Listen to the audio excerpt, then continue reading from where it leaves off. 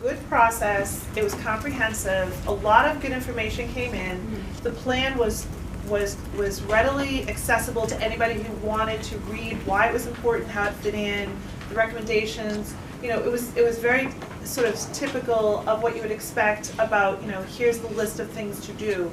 But what was different about this one was it had a small constituency, even though it's a community-wide thing, but we had a harbor master that took it and looked at it and said, okay, so this is what my job is for the next, you know, 5 years.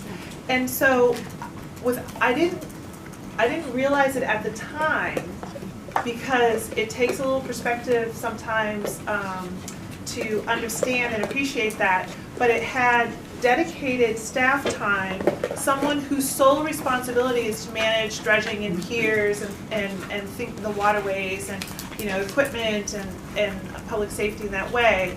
He was operating with autonomy because he was the harbor master and he had money. It's difficult for a planner to implement the plan after it's been completed, and there's a lot of different reasons.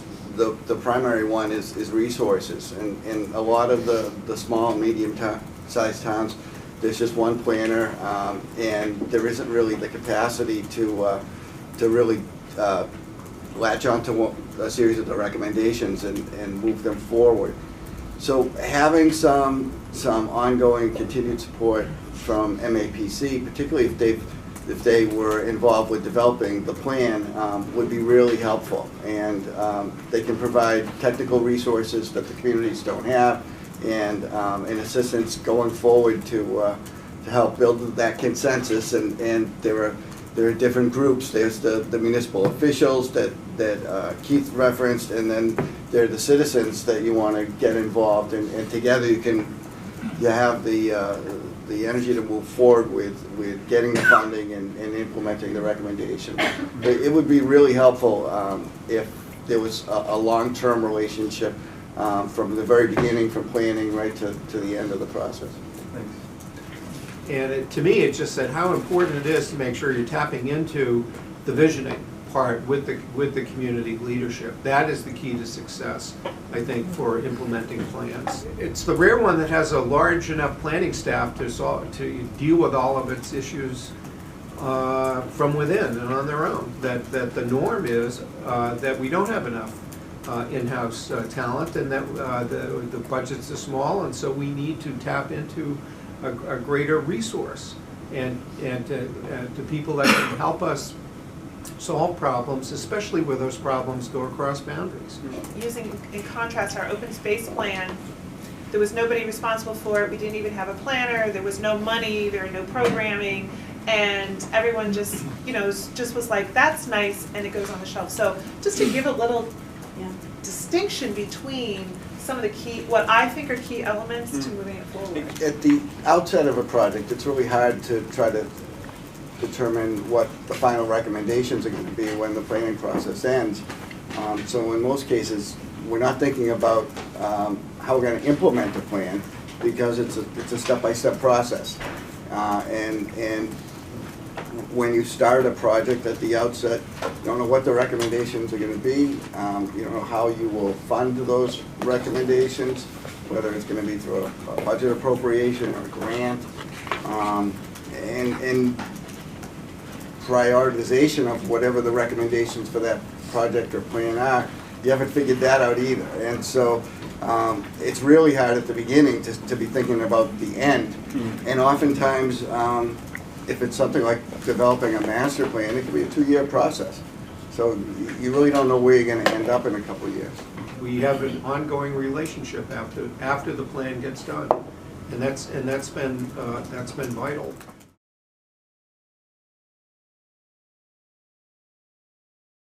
So the plan takes a year, let's say, a year or two. The community organizing after the plan takes like 5 times as long. Exactly. And it's just like to be more, make that, it's invisible, to make it more visible, that piece. The plan is 1 year, but we're in year 5 of the strategic action plan. It's been way more work to do the community organizing after the plan. And it has to be a marriage, you need both parts. My favorite part of the whole episode was when we were on the floor of town meeting, with the zoning, and someone who had not been engaged, a member of the audience who has not been engaged in the process, asked a question, wanted us to water the whole thing down, and I had citizens standing up and saying, no, this is what we want. This is the plan that we've come up with.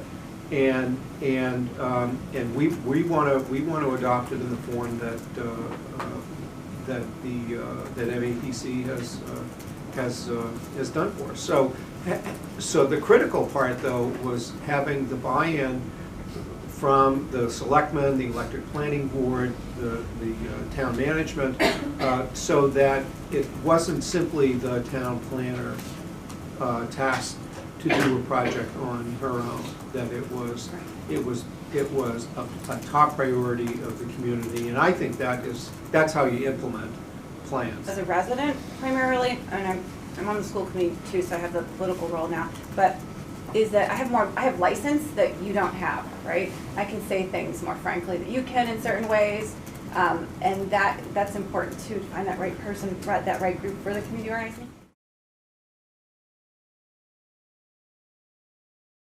You cannot go to town meeting and expect that everyone has paid attention, that everybody cares, or that everyone will listen and hear the value of what you're proposing.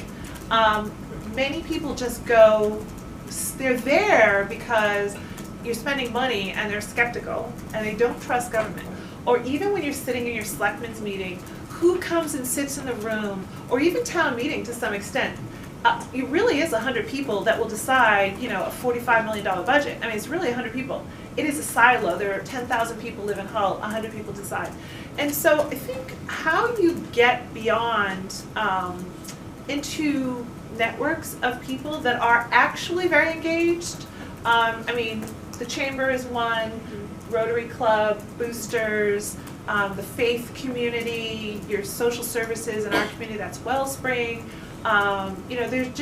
There's all of these different networks of people that are working on important things, but it's also community groups and neighborhood associations. And I think part of our challenge on the South Shore has always been that engaged people step forward, but it's always the same people. I think town meeting, and because there's not great local news, it comes down to reputation. So a lot of people are voting at town meeting based on your reputation, and so that is just that's the path that it follows. Think of how many they rely on reputation. Think about how many of you in this room have been walking into your polling stations and have texted somebody and said, "Who do I vote for school committee?" Think about that. That's exactly the problem: is who are the influencers and who gets to say. So and no real news source. Yeah, no real news source. Yeah. Your challenge, though, is how you push people like me as a selectman to engage with those groups. And I think that's where, when I see the work being very successfully done, there was recently, MAPC did Hull's a zoning change plan, and I don't know what was different about how you guys initiated that, because I'm not a selectman anymore, but I'm telling you, you had people in the room on that I never see at town meeting, that I never see at selectmen's. And part of that was important because then when you do walk into town meeting, you've already asked all the questions. So I can say, all right, Ann, great, I understand why you're asking that question. In fact, 20 people asked it, here's the answer. And so what you do is you build a narrative around it where there's a trust that all of it's not just like because everybody in town thinks it's a backroom deal. They think it's cheap. It all happens on public television, it's not a backroom deal. But they think because there is that thing, and it is a hard nut to crack, and you're not local. So it's going to be your skills on pushing people like me who don't necessarily think outside the box how to do it. Many of the plans that we're talking about, some of the most significant ones are not the ones that a town does for itself. It's the one that the towns do together, and that the MAPC helps us with through the subregions. And in Magic, it was transportation, housing, climate, stormwater. There were an endless number of projects that we worked on together. And many of those happened because of, at least in that subregion, because of the mix of people around the table. That the Magic leadership included the town administrator, selectmen, elected planning board members, planners, that it was, and I think we were most effective when we had that broad cross-section of people, that it wasn't, pardon me, not meaning to offend, that it wasn't just a room full of planners, that it was where it was a mix of different roles within the community, that that was a good formula for success. At the end of the day, not all regions collaborate or connect, and there's a lot of reasons why. I mean, that happens. But I think the question is, how do you overcome the barriers to get them at the table? And I do think the sub-region is a great opportunity. Planners are in the room with other planners. Peer pressure is real. It works. But it's also nice to connect at sort of the decision-making level with selectmen, because we always want to be relevant, and so we always look to see what other people are doing well, and what we think we can manage on our own. And in fact, we do a lot in our region together. There's extensive mutual aid. Acton is the lead community. In the case of regional housing, Hudson was the lead community, and I didn't have to solve all the problems from within with my small town staff. I could, by working with others and being supported by MAPC, we could figure out solutions.